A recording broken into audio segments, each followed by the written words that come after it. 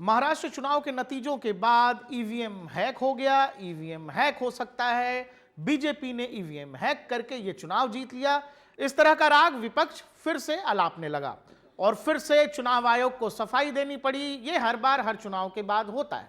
Election commission ने 288 विधानसभाओं की 1440 वीवीपैट यानी कि हर विधानसभा की करीब 5% के आसपास वीवीपैट और ईवीएम में दिए गए वोट्स का मिलान किया और इन मिलान में एक वोट भी ऐसा नहीं हुआ जो विपक्ष के लोग कहते हैं कि यहां बटन दबाया गया और वोट चला गया कमल को।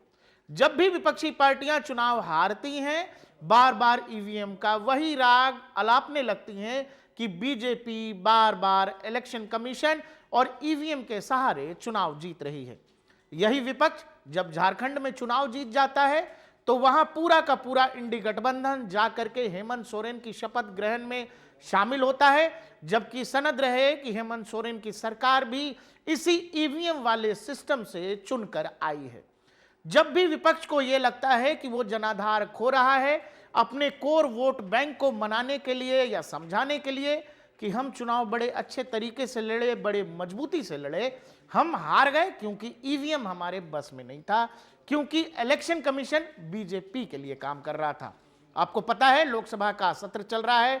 लोकसभा सत्र के दौरान भी लगातार ईवीएम का राग सदन में भी उठाया जा रहा है। बार बार यह मुद्दा सुप्रीम कोर्ट तक गया है।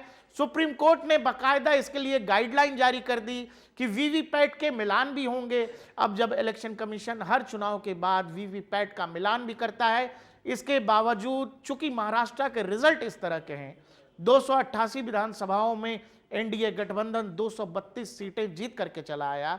चूंकि शरद पवार वाली एनसीपी, उद्धव ठाकरे वाली शिवसेना और कांग्रेस मिलकर 50 का आंकड़ा भी नहीं पार कर सके और ऐसे में यह पूरा का पूरा गठबंधन लोगों तक यह मैसेज देने की कोशिश कर रहा है, अपने कोर वोटर्स के बीच यह मैसेज देने की कोशिश कर रहा है कि दरअसल ईवीएम हैक हो गया। होता क्या है, दर्शकों, पॉलिटिकल पार्टियों को पता है कि ये चुनावी नतीजे बिल्कुल जनता का मत है, जनता का जनादेश है, केवल अपने कोर वोट बैंक को मनाने के लिए। जैसा मैंने आपसे कहा कि हम चुनाव बड़ी मजबूती से लड़े, हम हारे नहीं हैं, हमें ईवीएम से हराया गया है। महाराष्ट्र में चुनाव आयोग ने बाकायदा फिर से जिस तरह का हो हल्ला मचा ईवीएम पर, बाकायदा फिर से इलेक्शन कमीशन ने हर विधानसभा की करीब 5% वीवीपैट और ईवीएम से दिए गए वोट का मिलान किया।